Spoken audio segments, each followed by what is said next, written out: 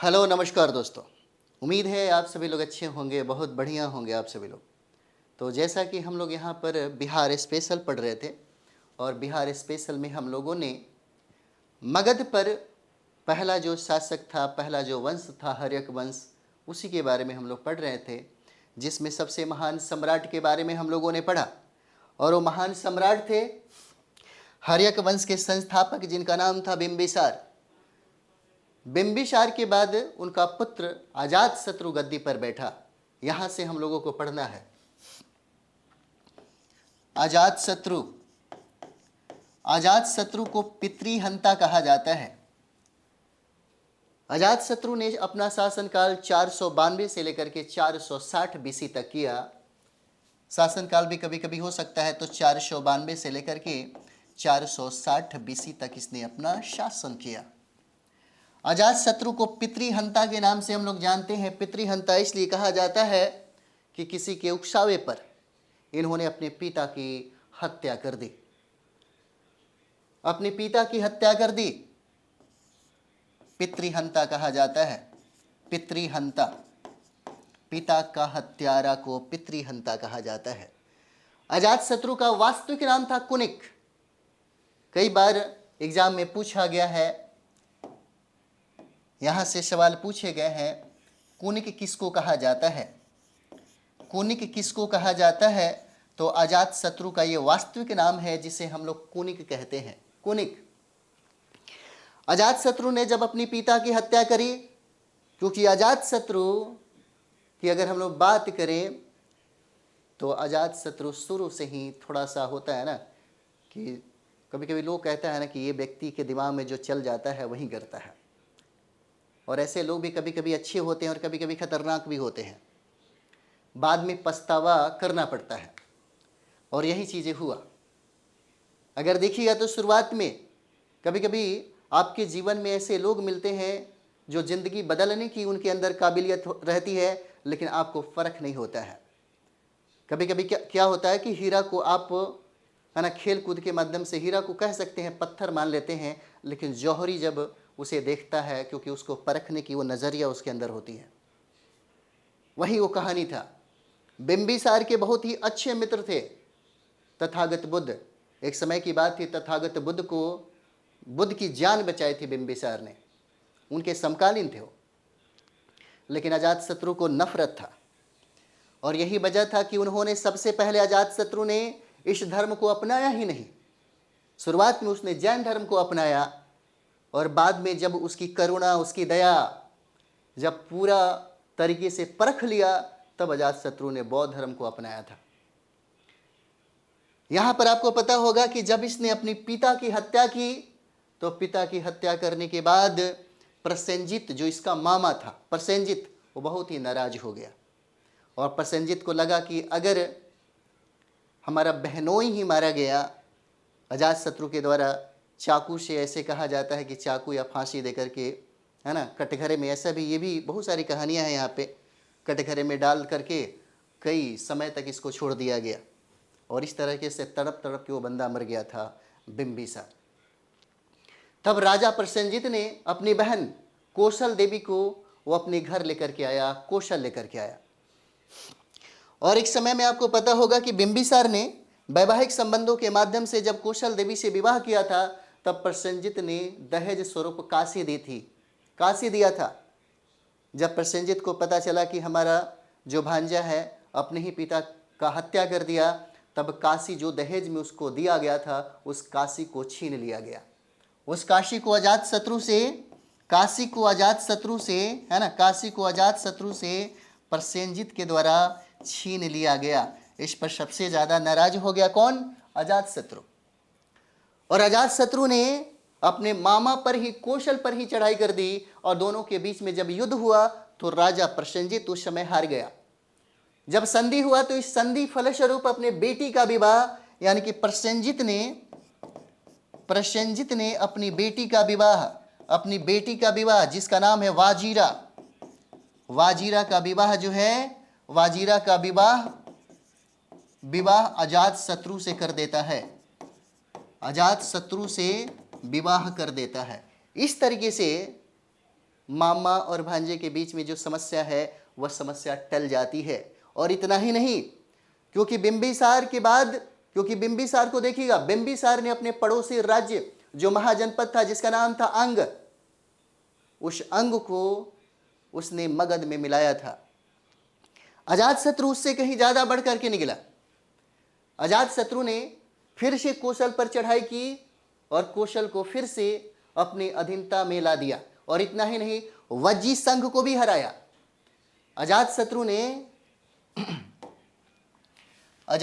ने है ना, इंफॉर्मेशन सब याद रखिएगा, कभी प्रश्न छूटेगा नहीं। अजातशत्रु ने वज्जी संघ को, वज्जी सोच सकते हैं, वज्जी संघ को हराना इतना आसान नहीं था। और वज्जी संघ को हराने के लिए अजातशत्रु को अपने जो सेनापति थे, वश्यकार थे, उसको भेजना पड़ा था कि एक बार तथागत बुद्ध से राय लो कि हमको हराना है तो हम हराएंगे कैसे। उन्हीं की राय और उन्हीं की सलाह से वज्जी संघ को जीता गया। वज्जी संघ पर कब्जा हो गया और वज्जी संघ को मिला लिया गया मगध में अजातशत्रु के समय। इतना ही नहीं, उसके बाद इसने मल्लों को भी पराजित किया था। अजातशत्रु ने इसके बाद मल्लों को पराजित किया। इसके बाद इसने मल्लों को पराजित किया और इस तरीके से अजातशत्रु ने अपने साम्राज्य का विस्तार किया। बहुत ज्यादा अपने साम्राज्य का विस्तार की। साम्राज्य के विस्तार और साम्राज्य की सुरक्षा और साम्राज्य की जो प्रगाढ़ता हुई, अगर देखा जाए तो अजातशत्रु के समय में अपने चरम सीमा पर था। इतना ही नहीं, बाद में यही अजातशत्रु प्रारंभ में अगर देखा जाए, क्योंकि प्रारंभ वाला भी प्रश्न कभी कभी आपसे पूछता है, अगर आप प्रारंभ में देखिएगा तो प्रारंभ में अजातशत्रु जैन धर्म को स्वीकार करता है, जैन धर्म को स्वीकार करता है प्रारंभ में। लेकिन अगर बाद में देखा जाए तो बाद में यही व्यक्ति अजातशत्रु जो है बाद में बौद्ध धर्म को मानने लगता है, और बौद्ध धर्म से अगाध प्रेम हो जाती है, अगाध मोहब्बत हो जाता है। और यही वजह है कि अजातशत्रु के समय में जो सवाल पूछा जाता है आपके एग्जाम में, अजातशत्रु के समय में ही प्रथम बौद्ध संगीति का आयोजन किया गया। प्रथम बौद्ध संगीति का आयोजन किया गया किसके समय में? तो यहाँ पर अगर शासक की बात किया जाए, इस समय शासक कौन था? तो शासक इसी समय अजातशत्रु थे। अजातशत्रु के समय में प्रथम बौद्ध संगीति का आयोजन किया गया। जगह अगर स्थान आपसे पूछता है कि कौन से स्थान पे, तो गिरिब्रज में हुआ था। गिरिब्रज है ना, गिरिब्रज राजगृह में हुआ था। और एक गुफा था जिसका नाम था सप्तपर्णी गुफा, याद रखिएगा, सप्तपर्णी गुफा में इसका आयोजन किया गया था। सप्तपर्णी गुफा में इसका आयोजन किया गया था प्रथम बौद्ध संगीति का। इस समय इसके अध्यक्ष कौन थे? तो इस समय इसके अध्यक्ष महाकश्यप थे। महाकश्यप थे इस समय, है ना, कश्यप इस समय इसके अध्यक्ष थे। और सबसे इंपॉर्टेंट बात क्या है इस प्रथम बौद्ध संगीति में? इस प्रथम बौद्ध संगीति में 2 ग्रंथों की रचना हुई थी, जो बार बार प्रश्न आपके एग्जाम में पूछा जाता है। 2 ग्रंथों की रचना हुई थी। यहाँ पर अगर हम लोग ग्रंथ की बात करें तो यहाँ पर 2 ग्रंथों की रचना होती है। एक ग्रंथ का नाम है जिसको हम लोग सूत पिटक कहते हैं, सूत पिटक। एक का नाम क्या है? सूत पिटक। ऐसे देखिए 2 ग्रंथों की रचना होती है, बहुत पूछता है यहां से प्रश्न। एक का नाम हो जाएगा जिसको हम लोग सूत पिटक कहते हैं, सूत पिटक। सूत पिटक बार बार पूछता है कि सूत पिटक की रचना किसके द्वारा किया गया। बार बार ये सवाल पूछता है कि सूत पिटक की रचना किसके द्वारा किया गया। तो यह आनंद के द्वारा किया जाता है, जो तथागत बुद्ध के शिष्य थे। आनंद के द्वारा किया जाता है और तथागत बुद्ध के शिष्य थे। इस सूत पिटक में 5 निकायों का रचना हुआ था। 5 निकायों का रचना हुआ। 5 भागों में कहा जा सकता है कि 5 भागों में इन्होंने विभाजित करके मोटी मोटी किताबें लिखी थी, जिसमें एक ग्रंथ का नाम था अंगुत्तर निकाय। इस 5वां में एक नाम था अंगुत्तर निकाय, नाम सुना होगा आप लोगों ने। और इसी अंगुत्तर निकाय में 16 महाजनपद का चर्चा मिलता है। इसी में 16 महाजनपद का, है ना, महाजनपद का चर्चा मिलता है। जिसका नाम है अंगुत्तर निकाय। और इसी अंगुत्तर निकाय का संबंध किस धर्म से है? बौद्ध धर्म से हो जाता है। बौद्ध धर्म से इस अंगुत्तर निकाय का संबंध है। इसकी रचना आनंद के द्वारा किया गया था, सुत्त पिटक का। क्योंकि बुद्ध के परम शिष्य थे आनंद, इसलिए इन्होंने इसमें क्या लिखी थी? बुद्ध के सिद्धांतों का वर्णन लिखा। मोस्ट इंपॉर्टेंट, इसमें इन्होंने सुत्त पिटक में बुद्ध के सिद्धांतों का वर्णन है। बुद्ध के सिद्धांतों का यहां पर वर्णन मिलेगा। प्रश्न पूछा जा सकता है कि सुत्त पिटक में किसका वर्णन है, विनय पिटक में किसका वर्णन है, अभिधम पिटक में किसका वर्णन है। ऐसे सवाल आपसे आपके एग्जाम में पूछा जाता है ना। उसके बाद हम लोग देखेंगे जो हमारा दूसरा जो ग्रंथ है, यहाँ पे जो रचना हुआ था, उस ग्रंथ का नाम है विनय पिटक। उस ग्रंथ का नाम क्या है? विनय पिटक, है ना। विनय पिटक नाम है। नाम से ही पता चल जाता होगा। नियम कानून का वर्णन इसमें किया गया होगा। इसमें नियम कानून का वर्णन मिलता है, नियम कानून का वर्णन मिलता है, कानून का वर्णन मिलता है। और विनय पिटक की रचना उपालि के द्वारा किया गया, क्योंकि तथागत बुद्ध के दो परम शिष्य थे, जिसका नाम था आनंद और एक का नाम था उपालि। एक का नाम आनंद था और एक का नाम उपालि था। और यहीं पर उपालि के द्वारा इसकी रचना की गई थी। उपालि के द्वारा इसका रचना किया गया था। विनय पिटक में नियम कानून का वर्णन किया गया है। और यही वजह है कि विनय पिटक को हम लोग क्या कहते हैं? विनय पिटक को हम लोग अनुशासन की टोकरी के नाम से जानते हैं। अनुशासन की टोकरी कहा जाता है। पूछा जा सकता है कि अनुशासन की टोकरी किस ग्रंथ को कहते हैं हम लोग, तो यही हो जाएगा विनय पिटक। और विनय पिटक की रचना उपालि के द्वारा किया गया, जहां पर बुद्ध का नियम और कानून का वर्णन मिलता है। यहाँ पर लोग कहते हैं ना कि जैसा करनी वैसा भरनी, है ना। अगर आम का पेड़ लगाएंगे, है ना, तो इमली, है ना, वहाँ पे नहीं उपजेगा। ये कहावत है पुराने लोगों की, जैसा करनी वैसा भरनी। अजातशत्रु ने जिस तरीके से अपने पिता की हत्या करके गद्दी को प्राप्त किया था, उसी तरीके से इसका पुत्र उदयन ने भी 460 बीसी में अजातशत्रु की हत्या करके गद्दी को प्राप्त की थी। 460 बीसी में, है ना, यहां पर देखिएगा तो 460 बीसी में, कब? 460 बीसी में अजातशत्रु का एक पुत्र है जिसका नाम है उदयन। उदयन ने अजातशत्रु की हत्या कर दी। अजातशत्रु की हत्या कर दी किसके द्वारा? 460 बीसी में अजातशत्रु की हत्या हो जाती है। अजातशत्रु की हत्या इसके पुत्र के द्वारा, जिसका नाम है उदयन। और उदयन को भी पितृहंता कहा जाता है। उदयन को भी हम लोग क्या कहते हैं? पितृहंता कहते हैं। चलिए, अगला हमारा जो शासक होगा वह उदयन हो जाता है। और उदयन के बारे में थोड़ा सा हम लोग पढ़ लेते हैं, क्योंकि कई बार सवाल आपके 2-3 जगहों से सबसे ज़्यादा पूछा जाता है। जो की पॉइंट है, जो इसका मेजर पॉइंट है, हम उस पर ज़्यादा फोकस कर रहे हैं, क्योंकि यहीं से 15 सालों में, जितने भी 17-18 सालों में बीपीएससी के द्वारा जो प्रश्न पूछा है, यहीं से प्रश्न पूछा है। इसलिए चर्चा होना ज़्यादा जरूरी है और आप एक बार जरूर पढ़े होंगे। उदयन 460 से लेकर के 444 बीसी तक शासन करता है। 460 से 444 बीसी तक यह शासन करता है और मगध की गद्दी पर यह बैठता है उदयन को पितृहंता के नाम से हम लोग जानते हैं। उदयन को, है ना, उदयन को अगर देखिएगा तो उदयन को क्या कहा जाता है? पितृहंता कहा जाता है। पितृहंता मतलब पिता का हत्यारा, पिता का हत्या करने वाला, है ना। और सबसे इंपॉर्टेंट बात यह है कि इसने पाटलिपुत्र शहर को बसाया था। उदयन का सबसे इंपॉर्टेंट जो सवाल बार बार आपकी एग्जाम में पूछा जाता है, बहुत ही बीबीआई है, यह पाटलिपुत्र शहर को, है ना, पाटलिपुत्र को यह बसाया, पाटलिपुत्र को बसाया। इतना ही नहीं है ये, क्योंकि ये देखते हैं पाटलिपुत्र की जब स्थापना की, तो पाटलिपुत्र की स्थापना गंगा, ठीक है, ये भी देख लीजिए, गंगा, है ना, सोन, और यह गंडक के तट पर है। गंगा, सोन और गंडक के तट पर है यह पाटलिपुत्र, जिसकी स्थापना की थी किसके द्वारा? उदयन के द्वारा। भाग गया। पाटलिपुत्र शहर जो है उदयन को बड़ा अच्छा लगा, और यही वजह है कि राजगिरी उस समय राजधानी हुआ करती थी। राजगिरी से अपनी राजधानी को स्थानांतरित करने के बाद इसने पाटलिपुत्र में अपनी राजधानी को स्थानांतरित कर दिया, पाटलिपुत्र में अपनी राजधानी बनाई। यानी कि राजगिरी से, आप कह सकते हैं कि राजगिरी से अपनी राजधानी को स्थानांतरित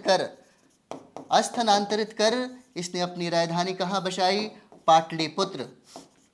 पाटलिपुत्र आप एग्जाम में देखिएगा, उदयन के संदर्भ में यही सवाल बार बार पूछा जाता है।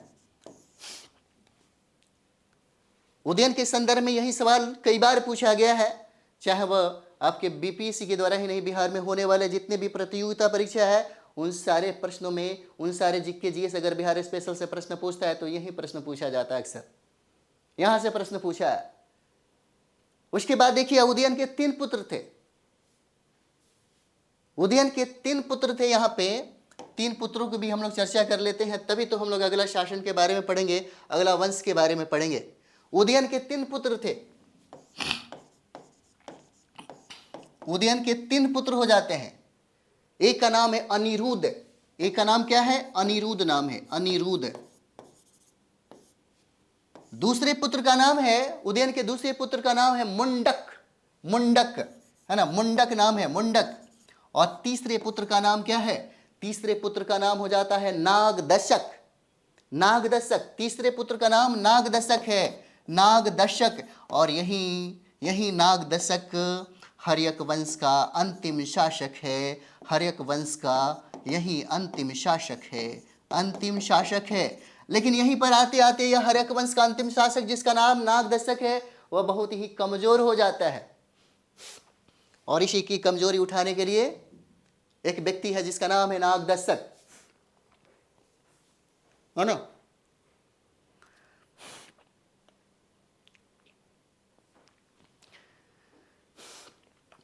अंतिम शासक है कौन? ये हो जाते हैं नागदशक, हर्यक वंश के अंतिम शासक जो कमजोर हैं।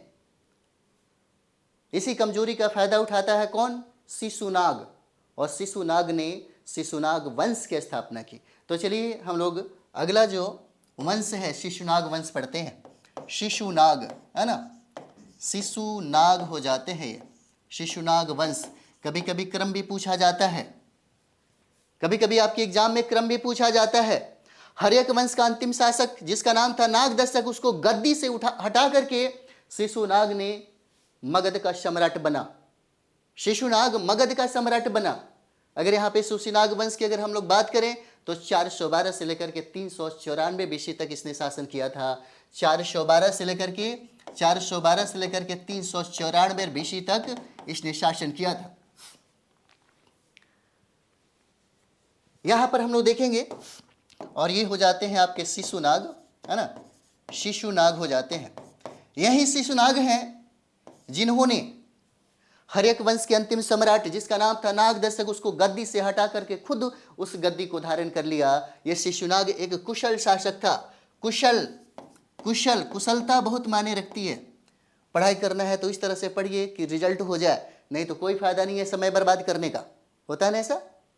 कुछ ऐसे लोग भी होते हैं जो 1 साल के अंदर में अपना नौकरी लेकर के चले जाते हैं। कुछ लोग 5 साल, 7 साल, 10 साल भी लगाते हैं। डिपेंड करता है आपके ऊपर, आप जैसा चाहेंगे वैसा ही बन जाएंगे।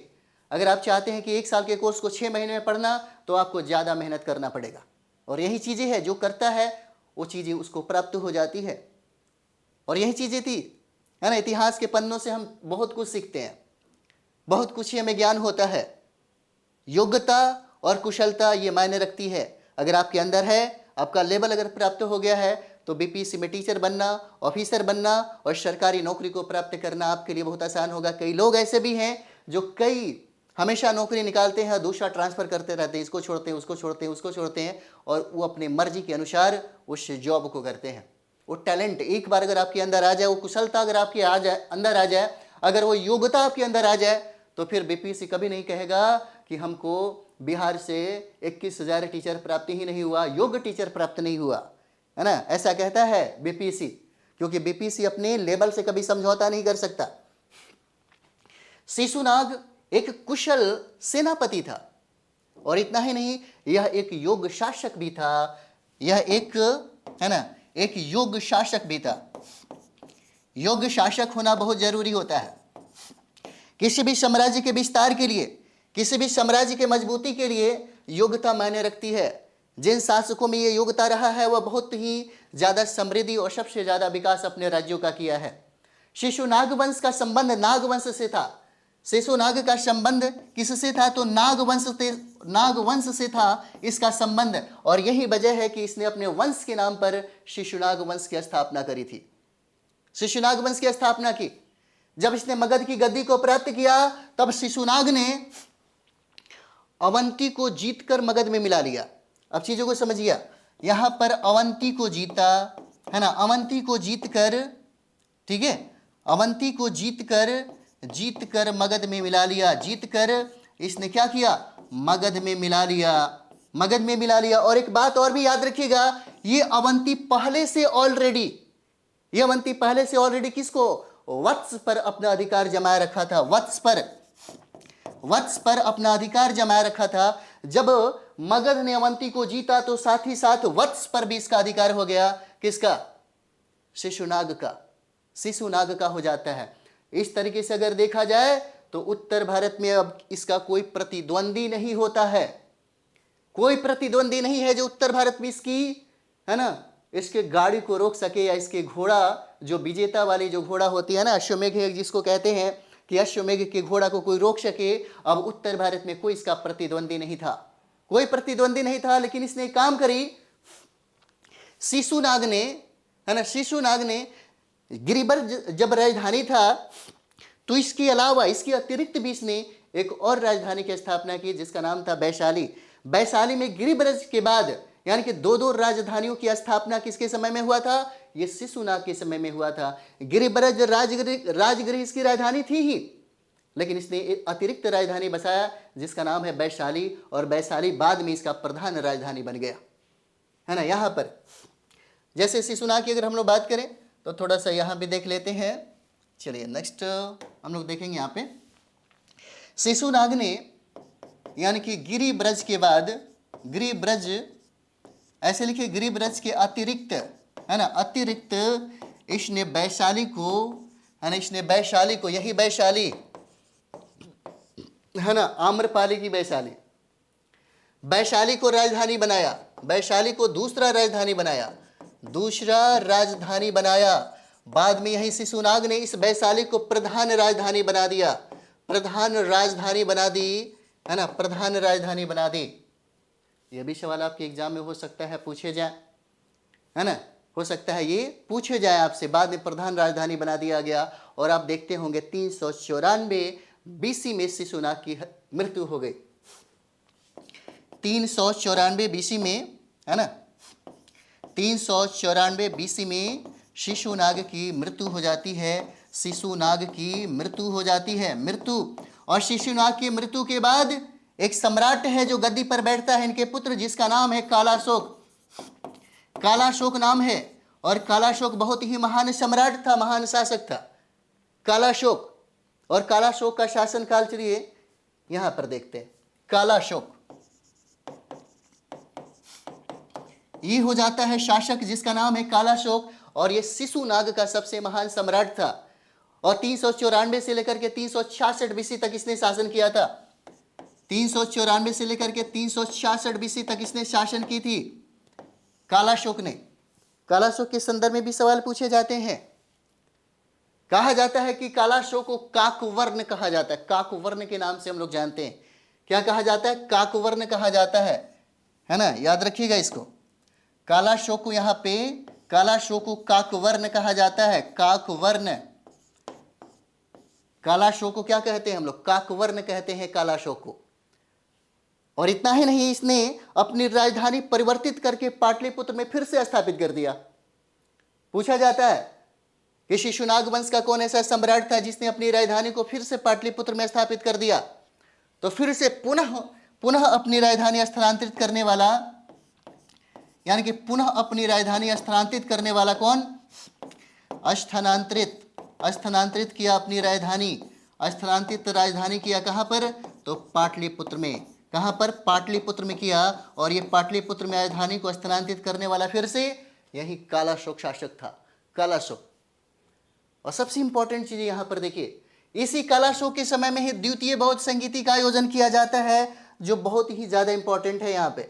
द्वितीय बौद्ध संगीति का आयोजन है ना, द्वितीय बौद्ध संगीति का आयोजन किया जाता है किसके समय में? तो यही कालाशोक के समय में होता है द्वितीय बौद्ध संगीति का आयोजन, है ना। द्वितीय बौद्ध संगीति का आयोजन किया जाता है। चलिए यहाँ पे इसको देखते हैं, द्वितीय बौद्ध संगीति। द्वितीय बौद्ध संगीति का आयोजन यहां से प्रश्न पूछा जाता है, पूरा भर भर के प्रश्न पूछता है। जो 4 बौद्ध संगीति हम लोग देखते हैं, यहां से भर भर का सवाल पूछा जाता है आपके एग्जाम में, और इसीलिए हम बोलते हैं, है ना। इसलिए अगर देखा जाए तो एकदम बढ़िया तरीके से, मस्त तरीके से इसको ना तैयारी वारी में एकदम जुड़ जाना चाहिए, क्या? तब जाकर के इसका फायदा भी होगा। द्वितीय बौद्ध संगीति, चलिए यहाँ पे हम लोग देखेंगे यह द्वितीय बौद्ध संगीति का आयोजन कहाँ पर होता है। अगर हम लोग आयोजन की बात करें तो यह आयोजन होता है कहाँ पर? वैशाली में होता है। इसका आयोजन होता है वैशाली में, आयोजन वैशाली में होता है। और इस समय राजा कौन होते हैं? तो राजा कालाशोक हैं। राजा कौन? तो राजा कालाशोक हो जाते हैं। कालाशोक के संरक्षण में ही यह जो है बौद्ध संगीति का आयोजन किया जाता है। इस समय द्वितीय बौद्ध संगीति के अध्यक्ष होते हैं, जिसका नाम है अध्यक्ष शब्बा कामी, है ना। शब्बा कामी नाम है इसका। द्वितीय बौद्ध संगीति का आयोजन के अध्यक्ष थे शब्बा कामी। और इस समय की अगर बात कर दिया जाए, काल की अगर बात कर दिया जाए कि किस समय में इसका आयोजन किया गया था, तो 383 बीसी में, 383 बीसी में इसका आयोजन किया गया था। 383 बीसी में। इसी समय में बौद्ध संघ में मतभेद हो गए थे। द्वितीय बौद्ध संगीति का आयोजन कराने के पीछे कारण है क्योंकि बौद्ध संघों में मतभेद होने की वजह से इसका आयोजन किया गया था। मतभेद में क्या हुआ? तो यहां पर देखिए, यहीं पर मतभेद हो जाता है बौद्ध संघ में, है ना। बौद्ध संघ में मतभेद हो जाता है, बौद्ध संघ में, है ना। बौद्ध संघ में मतभेद हो जाता है और मतभेद के फलस्वरूप यह बौद्ध संघ 2 भागों में बढ़ जाता है। एक का नाम है अस्थविर, और दूसरे का नाम है महासंघिक। दूसरे का नाम क्या है? महासंघिक नाम है। इस तरीके से द्वितीय बौद्ध संगीति में यह बौद्ध संप्रदाय 2 भागों में बट गया। एक का नाम है अस्थविर और दूसरे का नाम है महासंघिक। यही अस्थविर बाद में चल करके हीनयान में कन्वर्ट हो गया। यही बाद में चल करके आप देखिएगा तो अस्थविर बाद में हीनयान हो जाता है, हीनयान। और जहाँ महासंघिक की बात है, यह इसी से ही महायान की उत्पत्ति होती है। यहीं से ही महायान की, है ना, महायान शाखा की उत्पत्ति होती है, जहाँ पर कुषाण सबसे ज़्यादा इसको मानता है। और कुषाण ने भी 4थी बौद्ध संगीति का आयोजन किया था कुंडलवन कश्मीर में, है ना। कुंडलवन कश्मीर में आप देखते होंगे एक व्यक्ति है जिसका नाम है महापद्म नंद। महापद्म नंद क्या करता है? कालाशोक को चाकू मार करके हत्या कर देता है। और इस तरह से 366 बीसी में, इस तरीके से 366 बीसी में, है ना, 366 बीसी में कालाशोक की हत्या कर दिया जाता है। कालाशोक की हत्या, है ना, कालाशोक की हत्या कर दिया जाता है। और कालाशोक की हत्या के बाद जो अगला शासक बनता है, अगला वंश है, उसका नाम है नंदवंश, है ना। उसका नाम क्या है? नंदवंश हो जाता है, नंदवंश। अरे भाई रुमाल भी नहीं है। नंदवंश हो जाता है ना। और नंदवंश से भी सवाल पूछे जाते हैं,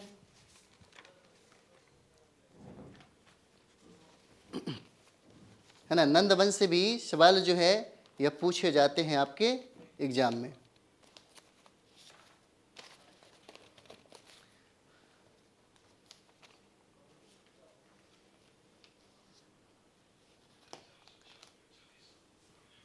चलिए, जैसे में यहाँ पर आइए, नंदवंश के बारे में यहाँ पर देखते हैं, क्योंकि नंदवंश के बाद जो मौर्य वंश आएगा, यहाँ से बहुत सारे सवाल पूछे जाते हैं आपके एग्जाम में।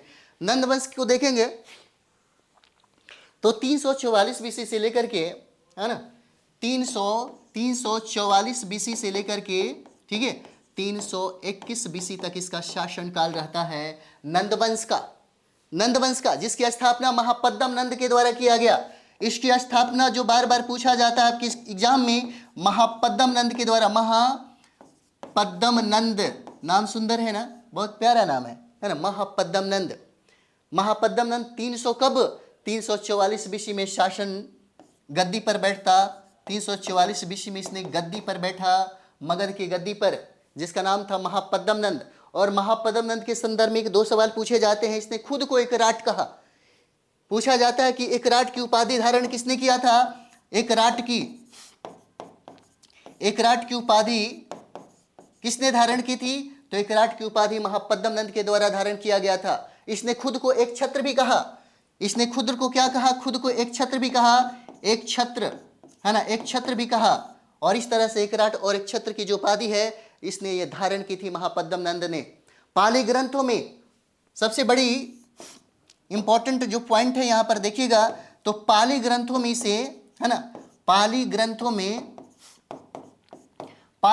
में महापद्म नंद को उग्रसेन कहा गया है। उग्रसेन कहा गया है किस ग्रंथों में? पाली ग्रंथों में। और पाली ग्रंथों में किसको? महापद्म नंद को उग्रसेन कहा गया है। इतना ही नहीं, जब पुराणों की चर्चा आप करिएगा तो पुराणों में महापद्म नंद को परशुराम का दूसरा अवतार कहा गया है।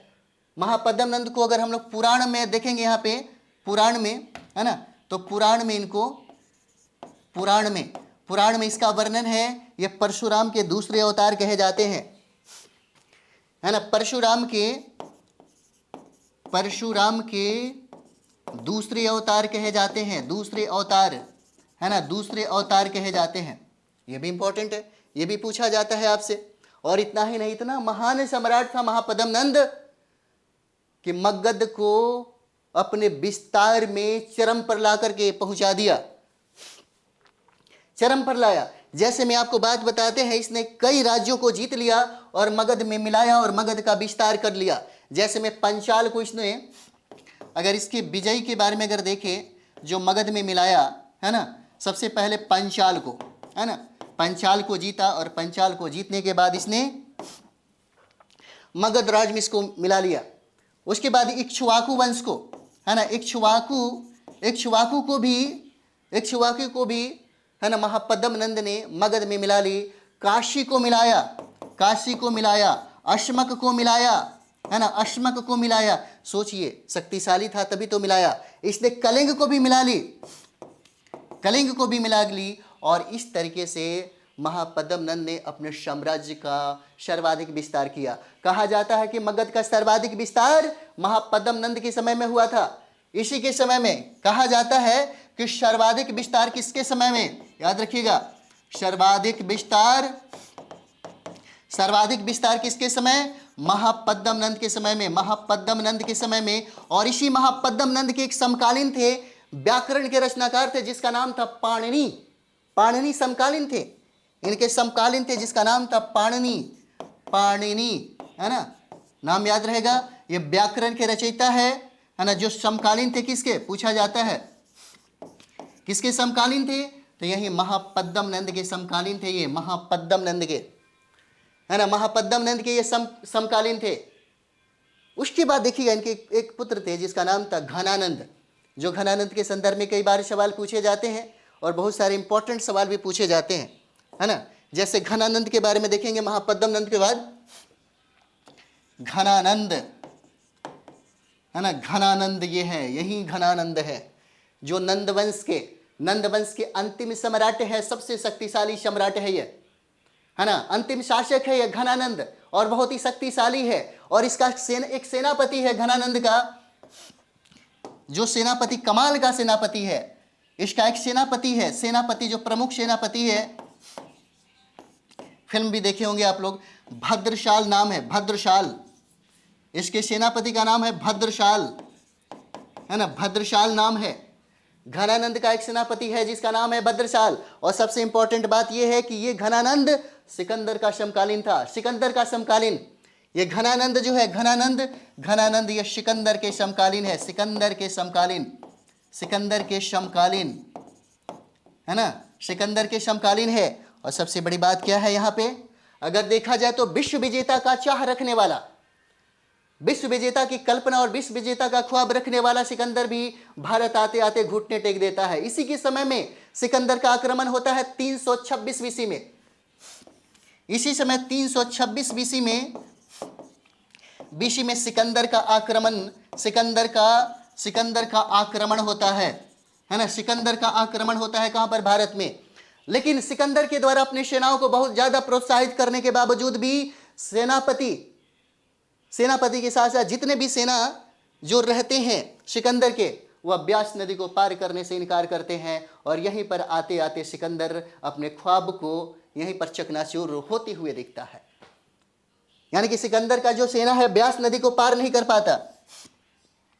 सिकंदर का सेना जो है वह ब्यास नदी को पार करने से इनकार करता है। वजह भी है ना, क्योंकि इनके सेनाओं को पता था कि भारत में कोई मगध के गद्दी पर घनानंद नामक सबसे शक्तिशाली शासक है जो राज्य करता है। अगर कोई व्यक्ति भले यूनानी का सबसे प्रतापी और सबसे महान सेनापति था, लेकिन इन सारी सेनाओं को यह बात भी पता थी कि अगर हमने ब्यास नदी को पार कर दिया तो फिर वापस लौट करके आना बहुत ही मुश्किल होगा।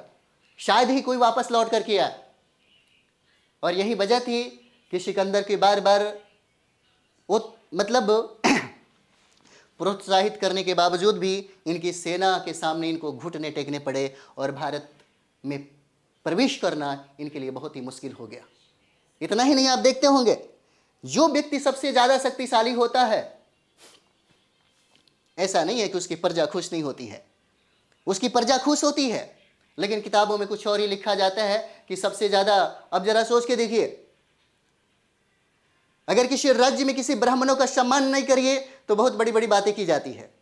घनानंद एक शूद्र राजा था, एक महान सम्राट था, एक शक्तिशाली सम्राट था, लेकिन कभी भी अपने राज्य में किसी का दखलंदाजी पसंद नहीं करता था। सोचने वाली बात